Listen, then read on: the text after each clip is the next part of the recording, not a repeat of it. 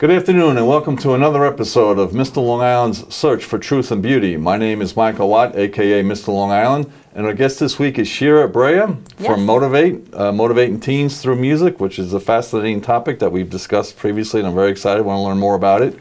What we do in Mr. Long Island's Search for Truth and Beauty is we look to find, discuss issues that need to be discussed to ensure Long Island's vitality going forward. And also we look for the beauty in Long Island. We look for programs that really make things better for Long Islanders. And your program would certainly qualify as the latter. So thank you for joining us this afternoon. Thank you for having me. All right. And as we begin every episode, we talk about pizza. Yes. And the reason for that is because Long Island is such a diverse region. The one thing every community in Long Island has in common, no matter what kind of community it is a pizza place. And Long Islanders will drive by a dozen pizza places to get to one they really like. So we're creating this really kick-ass collection of pizza places. Now it's your turn to add to it. What do you got? Well, let's see. Pizza. I'm imagining that with the guests that you've had thus far, you probably have had Little Vincent's on your list That up in sounds Huntington. very familiar, yeah. However, I'm not going to go with Little Vincent's. Okay. There is a pizza place right near me called La Scala. All right. And I have created my own pizza slice that I have turned so many people on to. It is a spinach, garlic, and oil, which they cook in the back, and then they just put it on top of a regular slice, and it is to die for. Wow. Okay, now where is La Scala? La Scala is in Comac on Vanderbilt Parkway, right across the street from the Bonwit. Okay, now there's also Mario's in that same station. Mario's is across the street. Okay, I'm all sure right, so I've been to yeah. La Scala, I've been to Mario's. Right. Both, you can't go wrong. Yeah. If you get lost on your way there, you're not going to go wrong. But I have been It's to La good Scala, stuff. and you're right, that is a great little pizza place. Love it. And it's really a quintessential Long Island pizza place. It's very nondescript. I mean, if somebody didn't tell you to go there, you wouldn't know to go there. Correct. Right, because it's buried in a shopping. So that's great. That's right. That's what we want to do. So Yes. congratulations, you added something good to this thing. All right. Your organization is called Motivate, Motivating Teens Through Music. Walk us through that a little bit. What's involved? It's interesting because I guess on the card I gave you, it said motivating teens. It's my niche is really mothers with tween and teen daughters. Okay. And I've developed this program. It's a multimedia-based program. It uses the word motivate like an acronym. So each letter of the 8-letter word motivate stands for a concept or a skill that I talk to mothers and daughters through with my multimedia presentation. So I'll be showing videos and pictures and quotes and music to back up the points that I talk about. And so it's an 8-skill-based program, and I'm also currently writing a book with the same title for the same audience that drives home these 8 points. And you want to walk us through the 8 points, or? Sure. And each of them has their own rhyming tagline because I'm also a songwriter. Well, we're going to get into that part of it. So go ahead. Motivate is an 8-skill program, and each of the letters stands for a concept. So M stands for meditation or mindfulness. And the tagline for that one is meditation to clear out my mind. Okay. And basically I walk through mothers and daughters on how to talk to them about the benefit of meditation, which has been shown to, health reasons, mental reasons. It's just an amazing tool, and I liken it to people have to go to the bathroom every day. Why is that? Because they have to rid their bodies of toxins. And so meditation is a way to rid your mind of toxins, and we all know that there's a lot of toxicity going on in there, right? Especially for teenage girls and mothers who may or may not know how to deal with those teenage girls. O stands for optimism, good thoughts I will find. And I talk to them about the power of the mind and the power of the choices that they make, and how thoughts are choices, and how thoughts lead to every other thing that we go through in life. It leads to behavior, it leads to your words, it leads to your actions. And we use very specific examples of how each of these skills can help you feel more empowered and more in control of your life. Because that's ultimately what a lot of people want. We just want to feel more peaceful, we want to be more in control. T stands for tolerance, to everyone be kind. See how they're all rhyming? Yeah, beautiful. And tolerance is something that I think is very sorely needed in this world, and I think women and girls really can lead the charge there, because compassion, I'm not saying there are not compassionate men, I'm saying that women and girls are hardwired more naturally by Mother Nature for compassion, and tolerance and compassion go hand in hand. Now you're saying tolerance for others, or just better understanding of what they're going through? Well, the tagline, interestingly, is tolerance to everyone, be kind, including myself. Okay. And I think when we're not tolerant of ourselves, then we can't really have the tolerance to give to other people. So tolerance is a dual street. It's being tolerant of other people, but it's mostly being tolerant and catching yourself when you're being unnecessarily mean to yourself. To yourself, yeah. Because someone once said your inner language is really how you tell the universe to treat yourself, which is kind of interesting. But I don't want to throw you off the... No, it's okay. Ahead, off my rhyme scheme. Yeah. So tolerance to everyone, be kind, intuition when I'm in a bind. So your intuition, which is the I, talks about how we really sometimes get lost in making decisions because we're so bombarded with everything that's going on out there and what everything and everyone else is telling us what to do, but we don't listen to we don't hear what's going on in here. Okay. And so that's really important. So those are the first 4 skills. We don't hear, or maybe we don't trust. Like, right? Oh, that's my idea. It can't be that, you know. That's right. And that goes hand in hand with some of the other, you know, bad thinking, intolerance. I don't really know where that all stems from, but there is a lot of like what I call stinky thinking that we have about ourselves. And for preteens, especially young teen girls, you know, that peer pressure, and you know in your heart something's wrong, but the other 6 gals you're with are saying, no, you got to be cool, you got to do this. That's right. But guess what? Who's there to clean up the mess when things go wrong? Nobody, you. Right. So why not either include your own opinion and your own beliefs when you're making decisions, or you know, if you practice it, because everything I talk about in my program is all about practice. It's very hard. You have to just do it and do it and do it. And somebody once made a great point. You know, peer pressure goes both ways. You know, if the 5 others are telling you to do this, and you know it's wrong, there's no law that says you can't say, you know. That's right. Hey, did you guys think about this? Well, what if that happens? Right. You know what, guys? I'm out. It's not working. This doesn't serve me. It's not working for me. So I'm going to just listen to my gut. But I imagine the greater damage comes from ignoring that because you just don't trust it. Yeah. Well, I once saw on Oprah, she said, the universe speaks to you in a whisper, and then it like throws pebbles at your shoulders, and then a big anvil just comes and like lands on your head if you don't listen to what your voice is telling you to do. It's it's like a GPS system, really, when you think about it, and a lot of us do ignore it, and it's damaging. Well, a previous guest, Karen Garvey, I don't know if you know, but she once explained that the lessons, the universe keeps sending you lessons until you learn it. That's right. Until you learn that lesson, and like you said, that's a great example of it. You know, first it's a whisper, then it's a pebble, and finally it's a boulder. And most of us need the boulder because we're like, nah, it's okay. All right, so we did intuition. Right, when I'm in a bind. And then the next 4 have their own tagline. So V stands for vibe, which is the energy that you give off, which is sort of like in the karma world. Like people don't understand really, because quantum physics has proven that every single thing in this universe is made up of energy, including your thoughts. So when you start thinking of yourself as like this energetic being and you're just emitting vibrations all the time, you kind of can think about your life in a different way. And you also can control the energy that you give off. If you decide what kind of energy you give off, even if you're having a crappy day, you say, you know what, I'm not going to give in to that.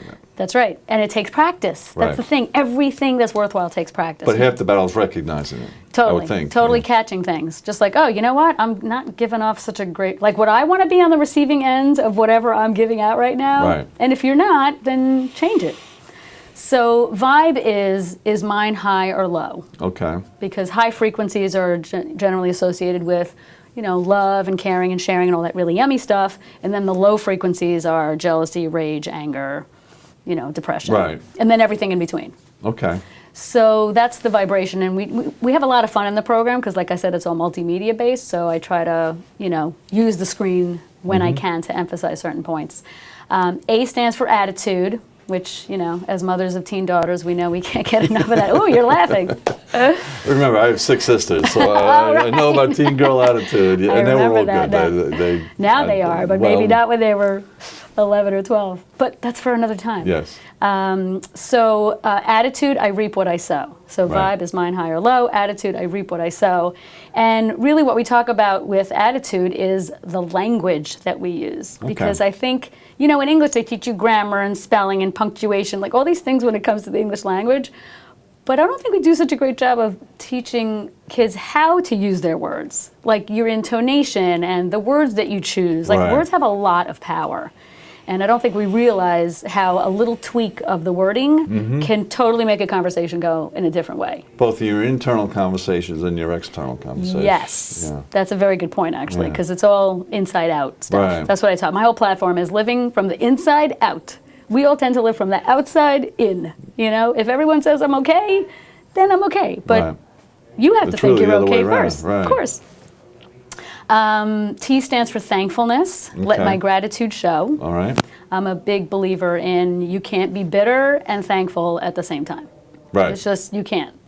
So make a choice, you know, and if you really do, and there's so much talk about gratitude and Thanksgiving and we have to give. But if you really feel that, it's one thing to do it. It's another thing to actually like incorporate that feeling of gratitude, no matter what you have, as much as you can. You know, really try to see the blessings in life as much as you can. I recently heard a great expression, and I hope I don't screw it up. It says, you're not grateful because you're happy because you're grateful. Right. And the minute you know, instead of looking at what you don't have or what you didn't get, if you look at what you do have or what you're going to get, and you can turn it around, and it helps very much with the attitude and the vibe. Totally. I mean, I think if you wake up every morning and just think of, even put it on your phone, put 3 or 4 or 5 things that you're truly grateful for. And I'm not talking about the new pair of sneakers that you just got, but like really be grateful for your health. Like, wow, I don't have a headache. Nothing's really hurting me right now. I'm breathing. I can see. I can walk. I can talk. Like things that we all tend to take for granted. But if you really internalize, like, wow, that's awesome, then you just give off a different vibe. But I really think the most important thing for people to understand, I'm only coming to learn this recently, is you start with the thankful attitude, and then everything else falls into place. You don't wait for everything to fall into place before you become grateful. That's right. That's right. It sounds like a very simple distinction, but I think it's really important. Well, because sometimes people are in a really bad place, and they're like, yeah, my health, yeah, okay. But then like you just get mired in the whatever's not going right. So if you can really start to pinpoint, and again, it's a practice. And sometimes, you know, in our world of immediate gratification, we think, oh, I'm just going to be grateful today, and then everything will just fall into place. And it's not. It's a building. It's layers and layers of gratitude every day, consistently. That's what makes a difference. And all this too, you got to take into consideration is you made a reference before to the bombardment of negativity and toxicity from all different angles, and you're watching the commercials for the gift giving, and it just reminds you of all the things you don't have, and how perfect everybody else's life is, or how perfect we think everybody else's life is. And if I see one more commercial with a car with a red bow in it, I'm gonna take a rifle to it, you know. The Lexus commercials. So this is when you really have to be aware of that, you know, and don't get caught up in what we call the Facebook factor. That's right. Well, another quote that I love is, the reason we struggle with insecurity is because we're forever comparing our behind the scenes to everyone else's highlight reel. Right. And there's so much truth to that, because we think everyone else is, oh, look, this one's at a party. Oh, look, that one just got a new diamond ring, and this one. But everyone's got a behind the scenes. Everyone's got the crappy stuff. You can't get away from it. So how do you balance it? How do you just go, okay, well, here are the things that are going well in my life. Thank you. Thank you. And also remind yourself, as perfect as that life, as that person's, as that person's life, to buy a vowel. There you go. I'd like to buy some teeth. As that person's life seems, there's always something, and not that you're wishing ill on anybody. You really just have to understand it. Everybody's going through some form of, you know, you're either in the storm, coming out of the storm, or going into the storm. And that's why I think compassion is such an important factor in our daily lives, and that we need to teach that in schools. We need to teach empathy. We need to teach putting yourself in someone else's shoes. I think that's such an important gift that we can give our children. And I know that I say daughters because I really am focused on mothers passing that skill set on to their daughters. But also the understanding that other people are dealing with things makes it easier to be grateful, makes it easier to be just kind of go through your life a little bit better. Right. Just have some blinders on. Don't go, oh, this person's life is better. Just go, you know what? Compare yourself to yourself. That's right. Don't worry about what the other guy's doing. Yeah. Okay, we got one more. E. One more. So thankfulness, let my gratitude show, and then expression. E stands for expression. Watch my passion grow. And the reason I'm so passionate about that skill is because I think a lot of girls and moms tend to second guess themselves, and they tend to more so than males. Yes, in general, you know, and I'm really the kind of person that likes to take life on a case by case basis. But in general, look, you know, Sheryl Sandberg just wrote that book, Lean In, because she, you know, and the world takes notice that most of the companies are still run by men, most governments are still run by men, and that's okay. But I think both men and women, and both boys and girls, would benefit from the balance of having male and female voices together, because we have a ton to learn from men. Right. Believe me, I've been married for almost 25 years. I have learned so much from my husband. And likewise, I hope that he's learned from me. So I want women and girls to be able to know what their gifts are, and to own them, and then to share them. And expression doesn't have to be your career. It can be something that you value, that you are really talented at, that you can share with the world on a hobby basis or on a volunteer basis. It doesn't have to be your career. But, you know, I talk to so many girls, and some of them are like, I want to be a model, I want to be famous. And you know what? Like, we're kind of like putting that in their minds. And it's like, why? Why do you want to be famous? So that's living from the outside in. That's not living from the inside out. What speaks to you? What makes you feel alive? Right. And I think if we can really get girls to tap into that. I met a girl the other day. She says, I want to be I want to be an opera singer and a basketball player. Okay. Well, that's, and I was like, okay, we can make that happen. That'd be a first. Maybe you can sing the national anthem at the basketball game. There you go, see? But what I'm saying is, and a lot of these skills overlap. So if you are able to quiet your mind through meditation, and then listen to your intuition, and then go, what makes me feel alive? You know what I'm saying? Like, all of these skills can kind of really speak to each other. So, okay, so that's terrific. Now, tell us a little bit about the organization. How does it work? How do people get involved, enrolled? Well, the program I have been doing in various venues. So it's my program, and I bring it to schools and community centers and libraries. And I've also done it on my own as a ticketed event. I just did one a few months ago with the Girl Scouts. Okay. So we did it at Roosevelt Field Mall. It was a ticketed event, and the proceeds went to the Girl Scouts. Okay. So I want to do more of those kinds of programs.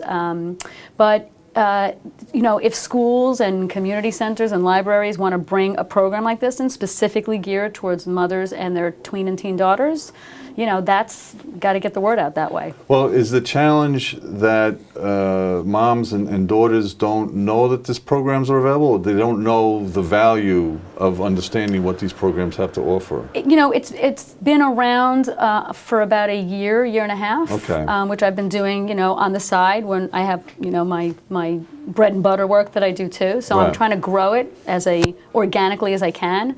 And I'm also writing a book now. So once the book is done and I can really have that platform continue to do my speaking program, the ultimate goal is to create an online portal for this audience. Well, when you start talking about it, the reactions, like when you're dealing with the Girl Scouts, I mean, did they come to you, or did you kind of explain to them, say, listen, these... I actually have some really great contacts at the Girl Scouts, and so I approached it with them and said, you know, let's make it a joint venture. We'll find a location. You'll help get the word out. But did they share right away that the solutions that you're bringing to the table that are needed? Are you saying do they agree that it's needed? Right. Absolutely. Okay. I mean, everybody I talk to say that it's so needed. Yeah. It's always needed, because the thing about mothers with teenage daughters is that we were all once teenage daughters. Right. But when you get older and you go through more experiences in life, and then you have challenges, and then you have your own, you get married, you have your own kids, you have your own dreams and hopes, we tend to, as time goes by, we tend to forget what it was like to be a teenager. Right. And today it's a lot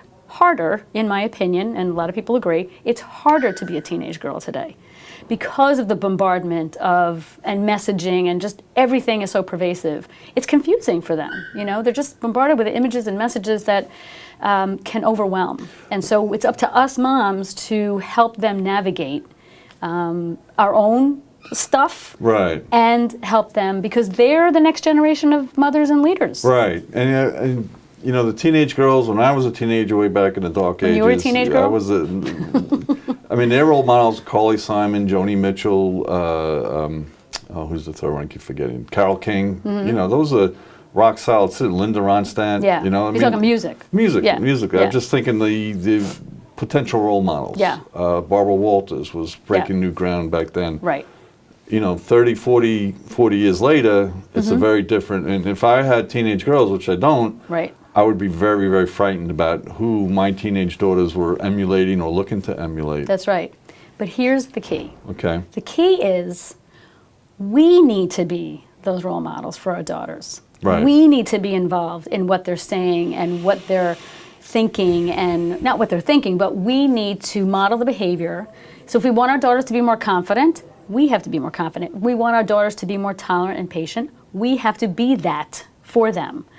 And so we can go to them and say, oh, I don't want to like necessarily pick any particular role model out there, but there's plenty of good ones and there's plenty of not so good ones. Well, if they embrace the concepts that your program, the Motivate program, brings to the table, it makes it easier for them to understand what this is all about, what these quote-unquote role models are all about. And you kind of see through it a little bit, and all of a sudden you don't take them quite as so seriously. Right. That's right. And that's the real value to that. And then you also, the teenage and preteen young ladies, going to see your mom and dad in a different light.